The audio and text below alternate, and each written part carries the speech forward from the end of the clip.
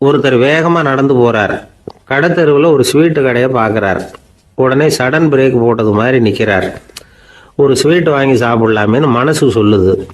Doctor வேணாம்னு சொல்லியிருக்கிறார், உடம்புக்கு ஒத்துக்காது, அதனால் அது வேணாம்னு சொல்லுது அறிவு. இவர் மனசு சொல்கிறத கேட்கல, அறிவு சொல்கிறபடி கேட்குறார். அதனால் மறுபடியும் வேகமாக அங்கேருந்து நடந்து போயிடுறார். அவர் நல்ல மனுஷன். மனுஷனுக்கு அறிவும் இருக்குது, உணர்ச்சியும் இருக்குது. எதுக்கு எடுத்தாலும் உணர்ச்சி வசப்பட்டுக்கிட்டு இருக்கக்கூடாது. அறிவு வசத்தில் நாம் இருக்கணும். அப்போ தான் நாம் நல்லபடியாக வாழ முடியும். இல்லைன்னா அவஸ்தை தான். மகாபாரதத்தில் சந்தனுன்னு சொல்லி ஒரு அரசன் வர்றான். அவன் ஒரு சமயம் அறிவு வசப்படாமல் உணர்ச்சி வசப்படுறான். அதாவது ஒரு நாள் கங்கை கரையில் ஒரு அழகான பொண்ணை பார்க்குறான். இவனுடைய மனசு அவகிட்ட போயிடுது. அவளை கல்யாணம் பண்ணிக்கிறதுக்கு ஆசைப்படுறான். அந்த பொண்ணு சரின்னு சம்மதிக்கிறா. ஆனால் ஒரு நிபந்தனை போடுறா. அந்த நிபந்தனைக்கு சம்மதம்னு சொன்னாதான் உன்னை கல்யாணம் பண்ணிக்குவேன்னு சொல்றா. சரி, அவ போட்ட நிபந்தனை என்ன தெரியுமா? இது மாதிரி, நான் உங்க மனசு புண்படுற மாதிரி எந்த காரியம் பண்ணாலும் நீங்க என்ன ஏன்னு கேட்கக்கூடாது. நான் செய்யற காரியத்தை தடுக்கவும் கூடாது. அப்படி நீங்க செஞ்சா அடுத்த கணமே நான் உங்களை பிரிஞ்சு போயிடுவேன். இதுதான் அந்த பொண்ணு போட்ட நிபந்தனை. சந்தன அரசன் இந்த நிபந்தனையை ஒத்துக்கலாமா? இதை அறிவுபூர்வமாக யோசிச்சிருந்தா இதுக்கு கட்டுப்பட்டுருக்க மாட்டான். இந்த நிபந்தனைக்கு நான் சம்மதிக்க மாட்டேன்னு தான் சொல்லியிருக்கணும். ஆனால் அவன் அந்த நேரத்தில் உணர்ச்சி வசத்தில் இருந்தான். அதனால நீ என்ன சொன்னாலும் சரின்னு ஒத்துக்கிட்டான். அவள் கல்யாணம் பண்ணிக்கிட்டான். இதனால என்ன ஆச்சு? 7 பச்சை இளம் குழந்தைகளை பிறந்த உடனே அவள் கங்கையில் தூக்கி எறிஞ்சி கொல்லக்கூடிய கோர காட்சியை இவன் ஒன்று பின்னாடி ஒன்றா பார்க்க வேண்டியதாக போச்சு. கடைசியில் 8வது குழந்தை பிறந்ததுன்னா அவனுடைய அறிவு மேலோங்குது. அந்த கொடிய செயலை தடுத்து நிறுத்துறான். அந்த 8வது குழந்தை தான் பின்னாடி பீஷ்மர் ஆகிறார்.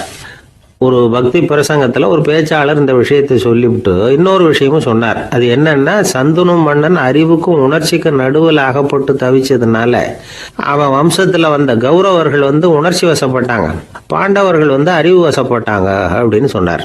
மனுஷனுக்கு உணர்ச்சியை விட அறிவு மேலோங்கி இருக்கணுங்கிறது சரிதான். ஆனால் அந்த அறிவை எப்படி உபயோகப்படுத்துகிறோங்கிறது முக்கியம். ஒருத்தர் சொன்னார், சார் இன்னைக்கு கோயம்புத்தூரில் ஒரு கல்யாணம், அதுக்கு நான் போக முடியலேன்னு நினைக்கும் பொழுது மனசுக்கு ரொம்ப வருத்தமாக இருக்குது சார் அப்படின்னார். ரொம்ப உணர்ச்சி வசப்பட்டார். அதுக்காக கவலைப்படாதீங்க சார், ஒரு வாழ்த்து தந்தி கொடுத்துருங்களேன் அப்படின்னார் இன்னொருத்தர். அது எப்படி சார் முடியும்னார் அவர். நான் தானே சார் கல்யாண மாப்பிள்ளை அப்படிங்கிறார் அந்த ஆள்.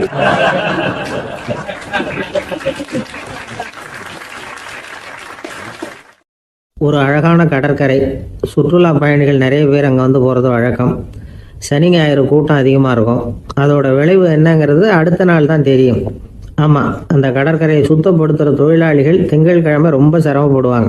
சனி ஞாயிறு வந்த கூட்டம் கடற்கரை பூராவும் காலி ஐஸ்கிரீம் கப்புகளை வீசி எறிஞ்சிட்டு போயிடுவோம். ஆயிரக்கணக்கான கப்புகள் அங்கே பரவலாக கிடக்கும். அதையெல்லாம் பொறுக்கி எடுத்து சுத்தம் பண்ணி ஆகணும். இதனால் திங்கட்கிழமை வேலைக்கு வர்றதுக்கு எல்லாரும் பயப்படுவாங்க. அப்படி ஒரு நிலைமை. பல பேர் அன்னைக்கு லீவ் எடுத்துகிட்டு போயிடுறது வழக்கம். நமக்கு எதுக்கு இன்னைக்கு தொந்தரவுன்னு. இது ஒரு பெரிய பிரச்சனையாக இருந்தது. இதுக்கு என்ன பண்ணலாம் அப்படின்னு யோசனை பண்ணாங்க. ஒரு ஆலோசனை கூட்டத்துக்கு ஏற்பாடு பண்ணாங்களாம். அந்த நகர நிர்வாக அலுவலர்கள், பணியாளர்கள் எல்லாரும் அதில் கலந்துக்கிட்டாங்க. கூட்டம் ஆரம்பமாச்சு. ஆரம்பத்தில் சொன்னாங்க, இந்த பிரச்சனைக்கு ஒரு தீர்வு வேணும், என்ன பண்ணலாம், அதை முடிவு செய்கிறதுக்கு தான் இந்த கூட்டம். இதில் நீங்கள் செய்ய வேண்டியது என்னென்னா, உங்களுக்கு தோன்றுகிற யோசனை எதுவாக இருந்தாலும் சொல்லுங்கள். கொஞ்சம் கூட தயக்கம் வேண்டாம். நாம் சொல்கிற யோசனை ஈடுபடுமா படாதா அப்படின்லாம் யோசிக்க வேணாம். எல்லாருடைய யோசனைகளையும் அப்படியே பதிவு செய்துக்கிறோம். கடைசியாக அதிலேருந்து ஒரு சிறந்த யோசனையை தேர்வு பண்ணி அதை பயன்படுத்தலாம். இந்த சந்தர்ப்பத்தில் இன்னொரு முக்கியமான வேண்டுகோள், எவ்வளவு சாதாரணமான யோசனையாக இருந்தாலும் சரி, அது சொல்லும் பொழுது அடுத்தவங்க ஏளனம் செய்யக்கூடாது. இது ஒரு பெரிய யோசனையா அப்படின்னு சொல்லி எதையும் அலட்சியப்படுத்தக்கூடாது. இதுதான் அந்த கூட்டத்தின் ஆரம்பத்தில் செய்யப்பட்ட அறிவிப்பு. உடனே அந்த கூட்டத்தில் இருந்தவங்க ஆளுக்கு ஒரு யோசனை சொல்ல ஆரம்பித்தாங்க. ஒருத்தர் எழுந்திருச்சார், இங்கே வர்ற சுற்றுலா பயணிகள்கிட்ட ஆளுக்கு $10 ஒரு டெபாசிட் மாதிரி வைப்பு பணமாக வாங்கிக்கணும். காலி ஐஸ்கிரீம் கப்பை திருப்பி கொடுத்தா அந்த பணத்தை திருப்பி கொடுத்துடலாம். இப்படி ஒரு ஏற்பாடு பண்ணிக்கிட்டா கப்புகளை தேடி பொறுக்கிட்டு இருக்க வேண்டியதில்லை, எல்லாம் ஒரே இடத்துக்கு சேர்ந்துடும்.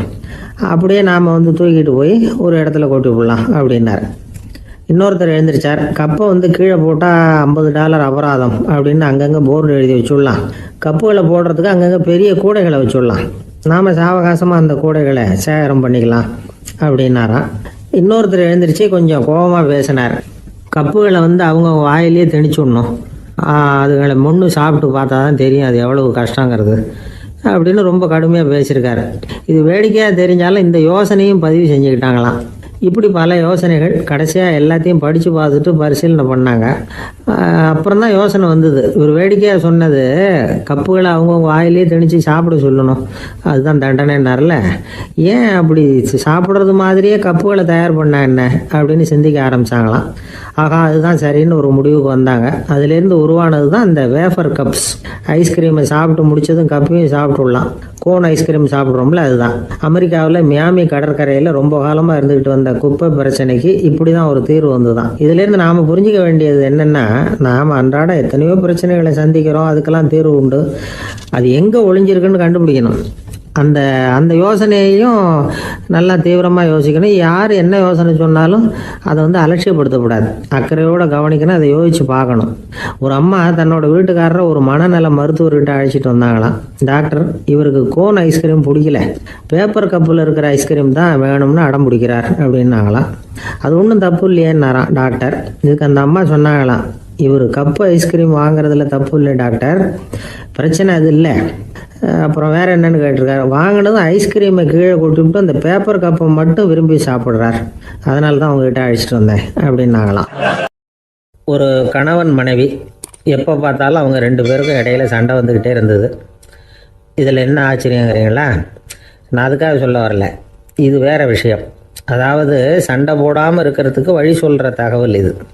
நான் சொன்ன அந்த கணவன் மனைவி எப்படின்னா, கணவன் ஒரு வார்த்தை சொன்னால் மனைவி கிட்டேருந்து 2 வார்த்தை பதிலாக வரும். இதுக்கு கணவன் கிட்டேருந்து 4 வார்த்தை பதிலாக வரும். இப்படி வார்த்தைகள் பெருகி போய் கடைசியில் வம்பில் முடியும். அந்த அம்மா பொறுத்து பார்த்தாங்க, அவங்களால தாக்கு பிடிக்க முடியல. பக்கத்து வீட்லேயும் ஒரு கணவன் மனைவி இருந்தாங்க, அவங்களுக்குள்ள சண்டை வர்றதில்லை. அது எப்படி அவங்களால மட்டும் சண்டை போடாமல் இருக்க முடியுது அப்படின்னு இந்த அம்மாவுக்கு ஆச்சரியம். ஒரு நாள் நேராக பக்கத்து வீட்டு அம்மாக்கிட்டே போய், ஏம்மா, நீங்கள் எப்படி கணவனும் மனைவியும் சண்டை போட்டுக்காமல் இருக்கிறீங்க, அது எப்படி முடியுது உங்களால் அப்படின்னு கேட்டாங்க. அதுக்குன்னு ஒரு மருந்து இருக்குது, அதை சாப்பிட்டா சண்டை வராது அப்படின்னாங்க அவங்க. சரிங்க, அந்த மருந்தை அவர் சாப்பிட மாட்டேன்னு சொல்லிட்டா என்ன பண்ணுறது அப்படின்னு கேட்டிருக்கிறாங்க இவங்க. அந்த மருந்து அவருக்கு இல்லைம்மா, உனக்கு தான் அப்படின்னாங்களாம் அவங்க. அப்படியா, அப்படின்னா கொடுங்க, ரொம்ப நல்லதாக போச்சு. அதை எப்படி சாப்பிட்றதுங்கிற விவரத்தையும் சொல்லுங்கள், எங்கே அது கிடைக்குங்கிறதையும் சொல்லுங்கள், வாங்கிக்கிறேன் அப்படின்னு கேட்டாங்களாம் இவங்க. வேறு எங்கேயும் போய் வாங்க வேண்டாம், என்கிட்டே இருக்க அந்த மருந்து அதில் கொஞ்சம் தர்றேன், வாங்கி வச்சுக்க. உன் வீட்டுக்காரர் உன்னோட சண்டையை ஆரம்பிக்கிற போகலாம் நீ இந்த மருந்தில் ஒரு அவுன்ஸ் வாயில் ஊற்றிக்கணும். அதை உடனே குடிச்சிடக்கூடாது, ஒரு 5 நிமிஷமாவது அது வாயில் இருக்கணும், அதுக்கப்புறம் குடிச்சுடலாம் அப்படின்னு சொல்லி ஒரு பாட்டில் மருந்தை இந்த அம்மாக்கிட்ட கொடுத்து அனுப்புனாங்களாம். மருந்தை எடுத்துக்கிட்டு இந்த அம்மா வீட்டுக்கு வந்திருக்கிறாங்க. வீடு பூட்டி இருந்ததுனால கணவன் வாசல்லையே காத்துக்கிட்டு இருக்கிறான். மனைவியை கண்டதும் சண்டை போட ஆரம்பிச்சிட்டான். வீட்டை பூட்டி எங்கே போய் தொலைஞ்ச, எவ்வளோ நேரமாக ஒரு மனுஷன் வாசல்லையே காத்துட்டு கிடக்கிறது அப்படி இப்படின்னு கத்த ஆரம்பிச்சிட்டான். மனைவி இதுக்கு பதிலே சொல்லலை.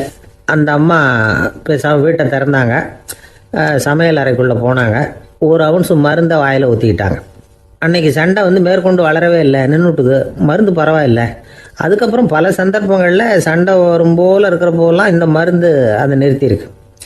பிரமாதமான மருந்தாக இருக்குது இதை கொஞ்சம் அதிகமாகவே வாங்கி வீட்டில் வச்சுக்க வேண்டியது தான் அப்படின்னு முடிவு பண்ணிட்டு இந்த அம்மா மறுபடியும் பக்கத்து வீட்டு அம்மாக்கிட்ட போனாங்க. எவ்வளவு விலையானாலும் சரி, நான் காசு கொடுத்து வாங்கி வச்சுக்கிறேன், எந்த கடையில் இருக்குது இந்த மருந்து சொல்லுங்க அப்படின்னு கேட்டாங்க. இந்த மருந்துக்கு விலையே கிடையாதுங்க, இலவசமாகவே கிடைக்கும்னாங்களாம் அவங்க. அது எப்படி விலையில்லாமல் இதை விற்க முடியுது அப்படின்னு கேட்டாங்களாம் இவங்க. அது மருந்தாக இருந்தால் தானே விலை வைக்கிறதுக்கு, அது வெறும் தண்ணி தானே அப்படின்னாங்களாம். வெறும் தண்ணியாக சண்டையை நிறுத்துது அப்படின்ட்டு இருக்காங்க இவங்க. அது சண்டையை நிறுத்தலை, உன்னோட மௌனம் தான் சண்டையை நிறுத்துது. நீ வாயில் தண்ணியை வச்சுக்கிறதுனால எதிர்த்து பேசுறதில்ல, அதனால் உன்னுடைய கணவர் கோபம் சாந்தமாயிடுது அப்படின்னாங்களாம் அவங்க. இந்த கதையிலேருந்து சண்டையை நிறுத்துகிற மருந்து எதுன்னு தெரிஞ்சுக்கிட்டோம் இல்லையா. ஒருத்தர் என்ன பண்ணார், பாட்டிலில் தண்ணியை ஊற்றி வச்சுக்கிட்டு அவர்கிட்ட வர்றவங்களுக்கெல்லாம் இதை சிபாரிசு பண்ணலாம்னு நினச்சிக்கிட்டு உட்காந்துருந்தார். ஒரு அம்மா வந்தாங்க. இதை கேட்டுவிட்டு இதையே ஒரு மருந்து மாதிரி கொடுக்கலாம்ங்கிறது அவர் முடிவு. அதனால் பாட்டிலில் தண்ணி அடித்து வச்சுக்கிட்டு அதில் கலருக்காக என்னத்தையோ ஒரு ஜீரகம் அது மாதிரி எதையாவது கலந்து வச்சுக்கிட்டு ஒரு மருந்து மாதிரி ஒரு பாவனையில் வச்சுக்கிட்டு உட்காந்துருக்காரு. யாராவது வீட்டில் சண்டைன்னா என்கிட்ட வாங்க மருந்து தரேன்னு. ஒரு அம்மா வந்தாங்க. எனக்கும் என் வீட்டுக்காரருக்கும் அடிக்கடி சண்டை வருதுங்க அப்படின்ட்டு இருக்காங்க. கவலைப்படாதம்மா, நான் ஒரு மருந்து தரேன்னு சொல்லி வீட்டுக்குள்ளே போய் ஒரு பாட்டில் எடுத்து வந்து கொடுத்தாரு. பாட்டிலில் இருக்கிறது என்னங்கிறத சொல்லிவிட்டு அது பேரில் மரியாதை வராது இல்லையா, அதனால் சொல்லலை. அந்த அம்மா வாங்கிட்டு போனாங்க. 4 நாள் கழித்து திரும்பி வந்தாங்க. என்னம்மா வீட்டில் சண்டை நின்று போச்சான்னு கேட்டிருக்காரு இவர். அங்கே நின்று போச்சுங்க, இப்போ உங்ககிட்ட ஆரம்பமாக போகுதுன்னாங்களாம். என்னம்மா அப்படின்ட்டுருக்காரு அவர் பயந்து போய். பின்ன என்னங்க, நீங்கள் என்ன மருந்து கொடுத்துருக்குறீங்க என்னங்க அப்படின்னாங்களாம் கோபமாக. அது வெறும் தண்ணி தானே அப்படின்ட்டுருக்காரு இவர். தண்ணியா இது, நல்லா பாருங்கள் அப்படின்னு அந்த பாட்டிலில் நீட்டினாங்களாம். இவர் வாங்கி பார்த்துருக்காரு. அப்புறம் தான் விஷயம் புரியுது அவருக்கு. இவர் கை தவறுதலாக அவங்க வீட்டில் இருந்த மண்ணெண்ணெய் பாட்டில் எடுத்து அவர்கிட்ட கொடுத்துருக்குறாங்க. அப்புறம் என்ன ஆகும், சண்டை வராமல். தானத்தில் சிறந்தது எது அப்படின்னு ஒரு கேள்வியை கேட்டு, தானத்தில் சிறந்தது நிதானம் அப்படின்னு அதுக்கு ஒரு பதிலும் சொல்கிறவங்க உண்டு. நிதானம் ரொம்ப அவசியம். அதுவும் இன்றைய உலகத்துக்கு ரொம்ப அவசியம். இன்னைக்கு உலகம் ரொம்ப பரபரப்பாக போய்கிட்டு இருக்குது. பொறுமையாக இருக்கணும்னு நினைக்கிறவங்களால கூட அப்படி இருக்க முடியறதில்ல. பொறுமையை சோதிக்கிறது மாதிரி பல சம்பவங்கள், அதையெல்லாம் சந்திச்சே தீர வேண்டியிருக்குது. எங்கே போனாலும் க்யூவில் நிற்க வேண்டியிருக்குது. எங்கே போனாலும் காத்துக்கிட்டு இருக்க வேண்டியிருக்கு. ஆஃபீஸ்லேயோ வீட்லேயோ கூட நீங்கள் நிதானமாக பொறுமையாக நடந்துக்க தெரியலன்னா உங்களுக்கு சிடுமூஞ்சி, முசுடு இப்படிலாம் பேர் வச்சுருவாங்க. அது உங்களுக்கு தேவையா? சரி, வாழ்க்கையில் பொறுமைசாலின்னு பேர் வாங்கிறதுக்கு என்ன வழி?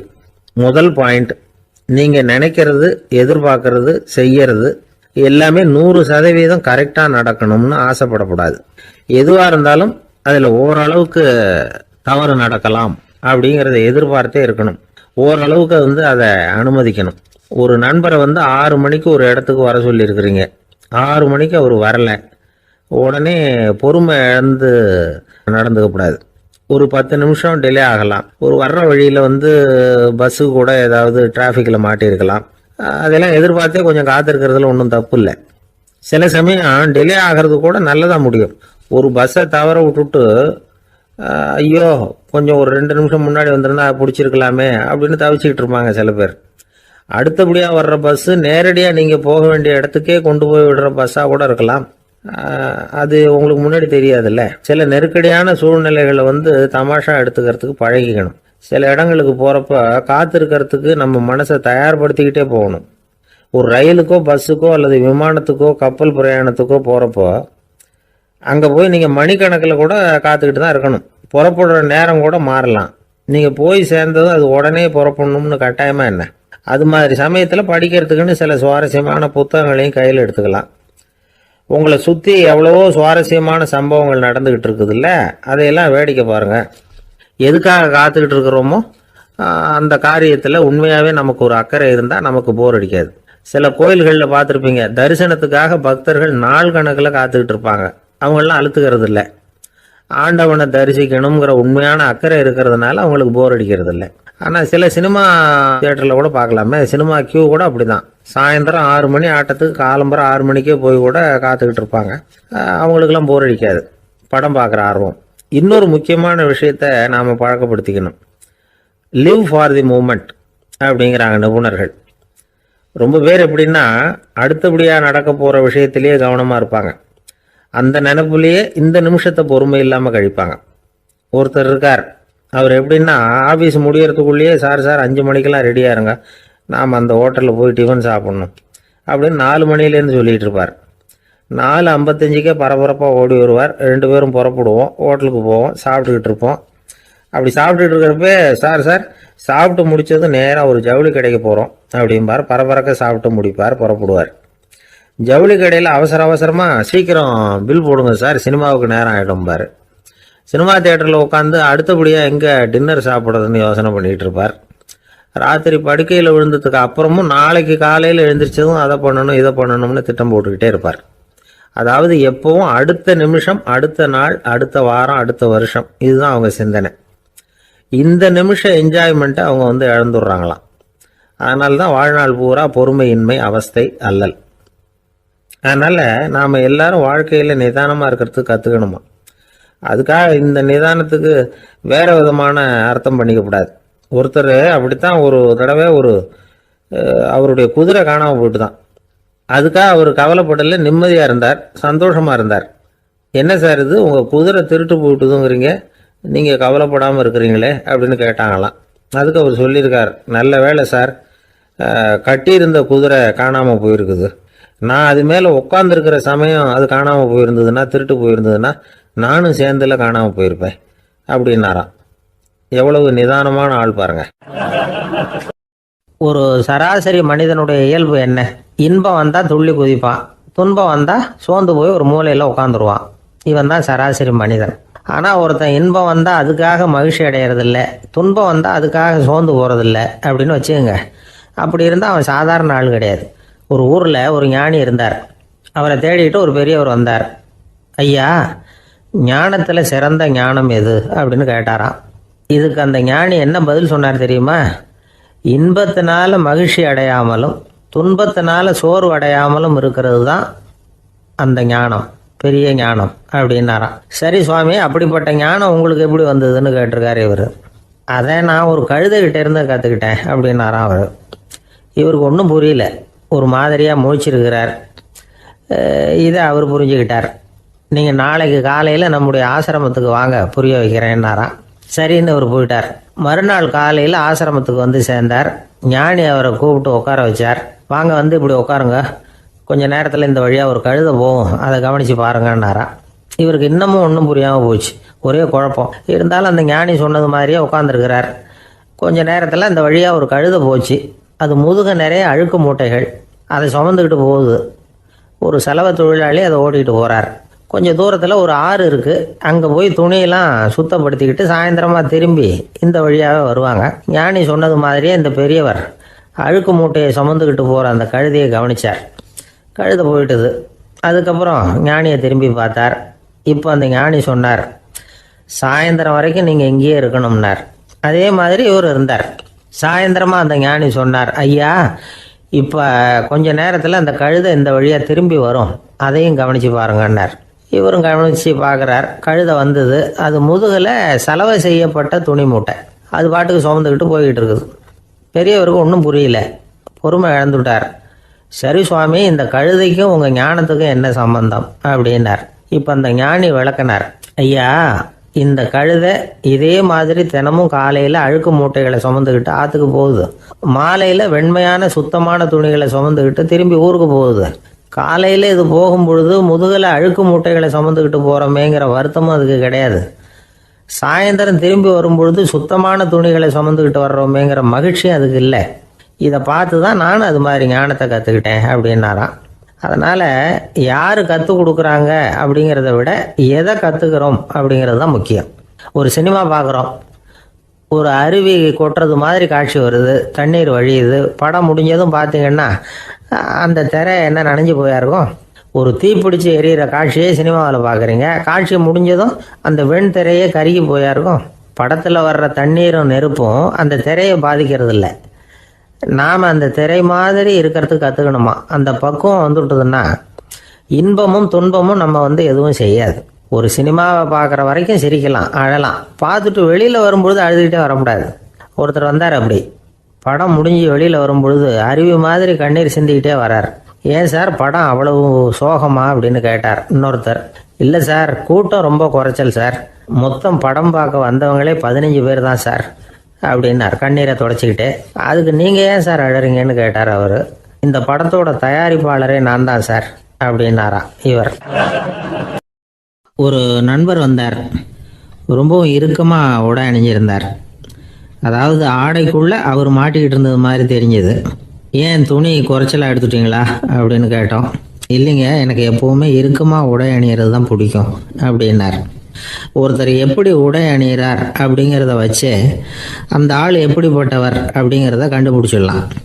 உடை அணிகிற விதம் ஒருத்தருடைய மனநிலையை வெளிப்படுத்துதான். இப்போ இறுக்கமான உடை அணிகிறவங்க பொதுவாக மன நிம்மதி இல்லாதவங்களாக இருப்பாங்களாம், கோபக்காரங்களாக இருப்பாங்களாம். ரொம்ப தொலைதொலைப்பாக ஆடை அணிகிறவங்க இருக்கிறாங்கல்ல, அவங்கெல்லாம் அமைதியான ஆளாக இருப்பாங்களாம், சாந்தமாக இருப்பாங்களாம். இவங்கெல்லாம் போராடுறதுக்கு சரியாக வரமாட்டாங்களாம். இப்படி ஒரு கணிப்பு இருக்குது. அதனால தான் போர் வீரர்களுக்கெல்லாம் இறுக்கமான உடையை தான் கொடுக்கறது வழக்கம். ஆனால் சன்னியாசிகளை பாருங்கள், அவங்களுக்கெல்லாம் ரொம்ப தொலை உடைகள் தான். அவங்கெல்லாம் வந்து டைட் பேண்ட் போட்டுக்கிட்டு நிற்க மாட்டாங்க சன்னியாசிகள்லாம். அதே மாதிரி சன்னியாசிகள்லாம் காவி உடைய தேர்ந்தெடுக்கிறதுக்கும் காரணம் உண்டு. பல ஆண்டுகள் சோதனை செஞ்சு பார்த்துட்டு தான் சன்னியாசத்துக்கு காவி தான் சரி அப்படின்னு முடிவு பண்ணியிருக்கிறாங்க. இப்போ பௌதீக விஞ்ஞானப்படியும் அதுதான் சரி. அதாவது சூரிய ஒளியில் வந்து 7 வண்ணங்கள் உண்டு. ஒரு பொருள் மேலே அது விழும்பொழுது அந்த பொருள் நமக்கு சிவப்பாக தெரிஞ்சதுன்னா அந்த பொருள் வந்து சிவப்பை தவிர மற்ற எல்லா நிற கதிர்களையும் உள்வாங்கிக்கிட்டு சிவப்பு நிறத்தை மட்டும் வெளியில் விடுது. அதாவது விலக்கி விடுது. அதனால தான் அந்த பொருள் வந்து சிவப்பாக தெரியுது. உடல் ஆரோக்கியத்துக்கு ஓரளவு சிவப்பு தேவைப்படுது. அதனால தான் காவி உடை அணிஞ்சால் சூரிய ஒளி ஓரளவு சிவப்பை விலக்கிவிடும். அதாவது சிவப்பின் பலனும் கிடைக்கும், இந்த சிவப்பின் கெடுதலும் இல்லை அப்படின்னு யோசனை பண்ணாங்க. காவி வந்து உதய வேளையின் நிறம். கீழ் வானத்தில் கதிர் உதிக்கிற வேளையில் முதல் ஒளி தோன்றுகிற நேரத்தில் காவி நிறம் தான் கசியும். தியானம் செய்கிறப்போ முதல்ல காணக்கூடிய ஒளி காவி நிறம்தான். தியானத்தின் உச்ச நிலையின் நிறம் நீலம். தியானம் வந்து காவி நிறத்தில் ஆரம்பமாகி நீல நிறத்தில் நிறைவடைகிறது அப்படிங்கிறார் ஓஷோ. நீலம் வந்து தியான சிகரம், காவி வந்து தியான ஆரம்ப குறியீடு, ஒரு சன்னியாசியின் ஆரம்ப தரிசனம் அப்படிங்கிறார் அவர்.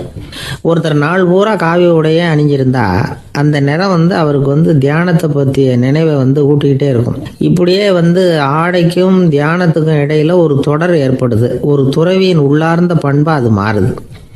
கடை வீதியில் ஒரு பொருள் வாங்க போகிறோம், அது மறந்துடக்கூடாதுங்கிறதுக்காக ஞாபகம் முடிச்சு போட்டுக்கிறோம். அந்த முடிச்சுக்கும் பொருளுக்கும் தொடர்பு இல்லை. ஆனால் கடை வீதிக்கு போன உடனே அந்த முடிச்சு வந்து அந்த பொருளை ஞாபகப்படுத்துது. அதாவது அந்த முடிச்சு வந்து ஒரு தொடர்பு அம்சமாக அமையுது. அது மாதிரி தான் காவி உடையும். ஒரு துறவி வந்து நடக்கும் பொழுது, சாப்பிடும் பொழுது, குளிக்கும் பொழுது அவருடைய காவி உடை அவருக்கு வந்து ஞாபகப்படுத்திக்கிட்டே இருக்கும். அது ஒரு நிலைப்படுத்தப்பட்ட நினைவாக ஞாபக முடிச்சாக மாறிடுது. காவி ஆடை இல்லைன்னா ஒருத்தரால் துறவியாக முடியாதுன்னு அர்த்தம் இல்லை. அதே நேரத்தில் காவி ஆடையால் ஒன்றும் பிரயோஜனம் இல்லை, அதில் ஒன்றும் அர்த்தம் இல்லை அப்படின்னு சொல்லிட முடியாது. இதுதான் உண்மை. இவ்வளவு தூரம் காவி ஆடையை பற்றி சொல்கிறதுனால எல்லாரும் சன்னியாசியாக போயிடுங்கோ அப்படின்னு நாம் சொல்கிறதாக யாரும் நினச்சிடக்கூடாது. மனசுக்கும் நிறத்துக்கும் உள்ள சம்பந்தத்தை தெரிஞ்சுக்கிறதுக்காக தான் இவ்வளவும். நமக்கு தெரிஞ்ச நண்பர் ஒருத்தர் இருக்கிறார், ஆஃபீஸில் வேலை பார்க்குறவர். ஒவ்வொரு மாதமும் 20ஆம் தேதிக்கு பிறகு அவரை போய் பார்த்தீங்கன்னா காவி உடை அணிஞ்சிக்கிட்டு கண்ணை மூடிக்கிட்டு கை ரெண்டையும் விரித்து வச்சுக்கிட்டு தியானத்திலேயே உட்காந்துருப்பார். ஏன் இப்படி பண்ணுறீங்கன்னு கேட்டேன். அதாவது 20ஆம் தேதிக்கு பிறகு என் கையில் ஒரு பைசா கூட கிடையாது, ஒரு சன்னியாசி லெவலில் இருக்கிறேன், என்கிட்ட எதுவும் செலவுக்கு கேட்காத அப்படின்னு என் மனைவிக்கு நான் சூக்காக உணர்த்துறதுக்காக அப்படி உட்காந்துருப்பேன் அப்படின்னு விளக்கம் கொடுக்குறார் அவர். நமக்கு முன்னாடி நமக்கு வேண்டிய ஒருத்தர் ஒரு கிளாஸில் நமக்கு பழச்சாறு கொண்டாந்து வைக்கிறாருன்னு வச்சுக்கோங்க. உடனே நாம் என்ன பண்ணுவோம்? எடுத்து கிடுகிடுன்னு சாப்பிட்ருவோம், அடுத்தவங்க யாரும் வர்றதுக்குள்ள. அதை விட்டுட்டு அதை கொண்டாந்து வச்சவர்கிட்டயே அதோட விலை என்ன அப்படி இப்படின்னு நான் கேட்டுக்கிட்டு இருப்போம். நாம் கேட்க மாட்டோம். ஆனால் காந்திஜி அப்படி கேட்டாராம். எப்போ தெரியுமா? 1935. அந்த வருஷம் மே மாதத்தில் ஒரு நாள் காந்திஜி டெல்லியில் இருக்கிறார். அப்போ அவருக்கு 2 டம்ளர் மாம்பழச்சாறு கொண்டாந்து கொடுக்குறாங்க. அதை வாங்குறார். இதோட விலை என்ன அப்படின்னு கேட்டார் காந்திஜி. யாருக்கிட்ட கேட்டாருன்னா மனுபென் காந்திகிட்ட கேட்குறார். அவங்க தான் கொண்டாந்து கொடுக்குறாங்க. காந்திஜிக்கு உதவி செய்கிறதுக்காக அவர் கூடவே இருந்தவங்க அவங்ககிட்ட தான் கேட்குறாரு. காந்திஜி சும்மா வேடிக்கைக்காக இப்படி கேட்குறாருன்னு நினச்சிட்டாங்க அந்த அம்மா. அதுவும் இல்லாமல் அதோட விலையை கேட்டால் காந்திஜி நிச்சயமாக அதை சாப்பிட மாட்டார் அப்படிங்கிற பயம் வேறு. அதனால் அந்த அம்மா பதில் எதுவும் சொல்லாமல் கம்முன்னு இருந்துட்டாங்க. கொஞ்ச நேரம் ஆச்சு. அந்த பழச்சாறு வச்ச இடத்துல அப்படியே இருக்குது, வச்ச இடத்துல வச்சபடியே இருக்குது. காந்திஜி அதை சாப்பிடவே இல்லை. மனுபென் காந்தி பார்த்தாங்க. மெதுவாக காந்திஜிக்கிட்ட போய் அதை சாப்பிடுங்களேன் அப்படின்னாங்க. பழச்சாறு விலை என்னன்னு கேட்டேன், அதுக்கு பதில் இல்லை. அது முதல் தப்பு. பதிலை எதிர்பார்த்திருந்தும் அதை பற்றி விசாரிக்கலை, அது 2வது தப்பு. இப்படி 2 தப்புகளை பண்ணிவிட்டு என்கிட்ட வந்து இதை சாப்பிடுங்கன்னு சொன்னால் அது எப்படி அப்படின்னு கேட்டாராம் காந்திஜி. மனுபென் காந்தி என்ன சொல்கிறதுன்னு தெரியாமல் திகைச்சு போய் நின்றுக்கிட்டு இருந்தாங்க. காந்திஜி தொடர்ந்து சொன்னாராம், இப்போ என் முன்னாடி வச்சுருக்கிற இந்த பழச்சாறு விலை சுமாராக ஒரு 1/2 ரூபாயாவது இருக்கும். அது அந்த காலத்து மதிப்பு. இந்த பழச்சாறு இல்லாமல் கூட என்னால் இருக்க முடியும். ஆனால் அவசியமான பொருள்களை வாங்கிறதுக்கு கூட சக்தி இல்லாத மக்கள் இந்த நாட்டில் நிறைய பேர் இருக்கிறாங்க. அப்படி இருக்கிறப்போ எனக்கு என்னத்துக்கு இந்த விலை உயர்ந்த பானம்? இதை இப்போ நான் சாப்பிட்டா என் உடம்பு வேணும்னா ஆரோக்கியமாகலாம், ஆனால் என் மனசு அமைதி அடையாது. எனக்கு என்னுடைய உடல் ஆரோக்கியத்தை விட மன ஆரோக்கியம்தான் முக்கியம். அதனால் இதை நான் சாப்பிட மாட்டேன், எடுத்துகிட்டு போயிடு அப்படின்னாராம். அந்த சமயத்தில் ஒரு அகதி பொண்ணு 2 குழந்தைகளோட காந்திஜியை பார்க்குறதுக்காக வந்தது. வணக்கம் சொல்லிச்சு. காந்திஜி உடனே தனக்கு முன்னாடி இருந்த பழச்சாற்றை எடுத்து அந்த பொண்ணுக்கிட்டேயும் குழந்தைகள்கிட்டையும் கொடுத்து சாப்பிட சொன்னார். அவங்க அதை வாங்கி ரொம்ப சந்தோஷத்தோடு சாப்பிட்டாங்களாம். அதை பார்த்த காந்திஜி முகத்தில் ஒரு புன்னகை, ஒரு பரவசம், ஒரு திருப்தி. அவர் மனசு நிறைஞ்சிருந்தது. அப்போ அவர் சொன்னாராம், ஆண்டவன் எனக்கு எப்பவும் சரியான சமயத்தில் கை கொடுப்பாருங்கிறது அதுக்கு இதுதான் அத்தாட்சி. நான் ஒரு இக்கட்டான சூழ்நிலையில் இருக்கிறப்ப கூட கடவுளின் கருணையால் அந்த சூழ்நிலை என்னை பாதிக்கலை. என் கூட இவ்வளோ நாள் பழகியும் கூட இங்கே இருக்கிறவங்க எனக்கு அதிக விலையுள்ள பழரசத்தை கொடுத்தாங்க. ஆனால் சரியான நேரத்தில் அதை சாப்பிட வேண்டியவங்களை என்கிட்ட அனுப்பி வச்சு என்னை சந்தோஷப்படுத்தினார் கடவுள், அவருக்கு நன்றி அப்படின்னாராம் மகாத்மா காந்தி. உடல் ஆரோக்கியத்தை விட மன ஆரோக்கியம்தான் எனக்கு முக்கியம்னு சொன்னார் பாருங்க. அதை நாம் எல்லாரும் மனப்பூர்வமாக இன்றைக்கி சிந்திச்சு பார்க்கணும். இந்த காலத்தில் எல்லாரும் அப்படியா நினைக்கிறாங்க? எனக்கு தெரிஞ்ச ஒருத்தர் இருந்தார். தினமும் காலையில் ஒரு காஃபி சாப்பிட உட்கார்ற நேரத்தில் பக்கத்து வீட்டுக்காரர் வந்து சேருவார் கரெக்டாக. உடனே அவரும் தனக்குன்னு வந்திருக்கிற காப்பியை எடுத்து மனப்பூர்வமாக பக்கத்து வீட்டுக்காரர்கிட்ட கொடுத்துருவார். அதுக்கப்புறம் அவருக்காக வேறு காப்பி போட்டு கொண்டாந்து கொடுத்தாலும் வேண்டான்னு சொல்லிடுவார். ஆண்டவனாக பார்த்து சரியான நேரத்தில் அவரை எங்கள் வீட்டுக்கு தினமும் அனுப்பி வைக்கிறார் அப்படிம்பார். ஏன் அப்படி சொல்கிறீங்க அப்படின்னு கேட்டோம் ஒரு நாள். அதுக்கு அவர் சொல்கிறார், எனக்கு என்னோட உடல் ஆரோக்கியம்தான் முக்கியம். இதை கடவுள் புரிஞ்சுக்கிட்டு எங்கள் வீட்டு காப்பியை சாப்பிட்றதுக்கு தினமும் அடுத்த வீட்டுக்காரனை அனுப்பி வைக்கிறார் அப்படின்னார் அவர். ஒரு நீதிமன்றம், அங்கே ஒரு கொலை வழக்கு சம்பந்தமாக விசாரணை நடந்துக்கிட்டு இருக்குது. அந்த வழக்கறிஞர் ரொம்ப தீவிரமாக வாதாடிக்கிட்டு இருக்கிறார். தன்னுடைய கட்சிக்காரர் நிரபராதிங்கிறது அவருக்கு நல்லா தெரியும். அதனால தான் அவர் சார்பாக வாதாடுறதுக்கே ஒத்துக்கிட்டார். அப்படி அவர் மும்முரமாக வாதாடிக்கிட்டு இருக்கிற சமயத்தில் அவசரமாக தந்தி ஒன்று வந்து சேர்ந்தது. அதை வாங்கி படித்து பார்த்தார். அதுக்கப்புறம் அதை மடித்து தன்னுடைய கோட்டு பையில் வச்சுக்கிட்டு தொடர்ந்து வாதாட ஆரம்பிச்சிட்டார். பேசி முடித்தார். அதுக்கப்புறம் அங்கே கோர்ட்டில் இருந்த சக வக்கீல்கள் அவர்கிட்ட வந்தாங்க. தந்தி ஒன்று வந்ததே, என்ன விஷயம் அப்படின்னு விசாரித்தாங்களாம். அப்போ அவர் சொல்லியிருக்கிறார், ஊரில் சிகிச்சைக்காக போயிருந்த என்னுடைய மனைவி இறந்து போனதாக தந்தி வந்திருக்குது அப்படின்னாராம். மற்ற வக்கீல்களுக்கு அதிர்ச்சி. என்னங்க இது, மனைவி இறந்ததை விட கேஸு முக்கியமாக உங்களுக்கு அப்படின்னு கேட்டிருக்கிறாங்க. இறந்து போன என் மனைவி மறுபடியும் திரும்பி வர போகிறதில்ல. ஆனால் என்னுடைய கட்சிக்காரர் ஒரு கொலை வழக்கில் மாட்டிக்கிட்டார். அவரும் நிரபராதி. அவர் உசுரை நான் காப்பாற்ற வேணாமா? இதுதான் என்னுடைய கடமை அப்படின்னாராம். இப்படி இவர் சொன்னதும் எல்லாரும் அப்படியே திகைச்சு போய் நின்றுட்டாங்களாம். சரி, கடமைக்கு முக்கியத்துவம் கொடுத்த அந்த வழக்கறிஞர் யார் தெரியுமா? அவர் தான் இரும்பு மனிதர் சர்தார் வல்லபாய் பட்டேல். குஜராத் மாநிலத்தில் 1875 அக்டோபர் 31 அன்றைக்கு ஜாவேரி பாய் அப்படிங்கிறவருக்கு 4வது பிள்ளையாக அவர் பிறந்தாராம். இந்த ஜாவேரி பாய் யார் தெரியுமா? ஜான்சி ராணி லட்சுமி பாய் போர் படையில் ஒரு வீரராக பணிபுரிஞ்சவர். இளம் வயசில் வல்லபாய் பட்டேல் ரொம்ப சிரமப்பட்டு படிச்சிருக்கார். விடாமுயற்சி வெற்றியை கொடுத்தது. கல்லூரியிலையும் காலடி வச்சார். அதுக்கப்புறம் வக்கீல் பட்டத்தையும் வாங்கினார். பிரிட்டிஷ் ஆட்சி நடந்துக்கிட்டு இருந்த சமயம் குஜராத்தை சேர்ந்த பர்டோலி தாலுக்காவில் விவசாயிகள் மேலே அரசாங்கம் திடீர்னு நில வரியை வசதி விட்டு தான். ஏழை விவசாயிகள் ரொம்ப கஷ்டப்பட்டுருக்காங்க. அரசாங்கம் வரி செலுத்தாத விவசாயிகளின் நிலங்களையெல்லாம் ஜப்தி செஞ்சுதான். அரசாங்கத்தை எதிர்க்கிறவங்களையெல்லாம் கைது பண்ணி சிறையில் அடைச்சுட்டாங்களாம். சில பேர் வீடு வாசல் ஆடு மாட்டையெல்லாம் விற்று கூட வரி கட்ட வேண்டிய நிலைமைக்கு ஆளாயிட்டாங்க.